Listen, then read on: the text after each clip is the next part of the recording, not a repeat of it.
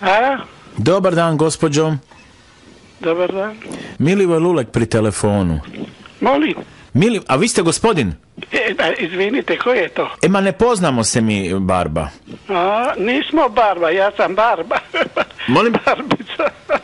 Kako se vi zovete? Kristina. A Kristina, pa znate šta, gospodin Kristina?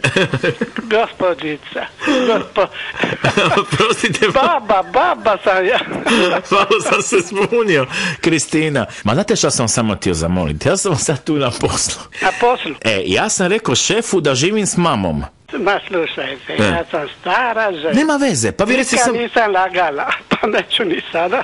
A zašto bi lagala? Jer to je neko promaknuće, a on je gej, ja sam rekao isto da sam gej zbog tog promaknuća, pa vi samo recite njemu da ja živim s vama, ništa morate lagati. Pa dobro, odakle vi zovete? Evo vam mame moje, šefe. Odakle vi zovete? Halo?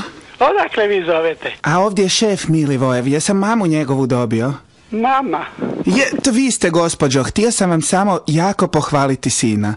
Gospođo Lulek, imate prekrasnog sina.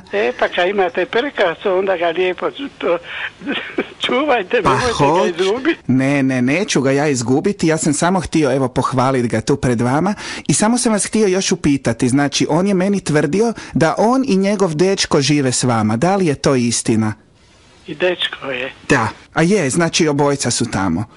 Dobro je, vidi kako to lijepo se može slagati. Da, ovako gospođo, vi imate jedne jako raširene svoje svjetonazore i super ste. Vi niste uopće konzervirani kao većina drugih.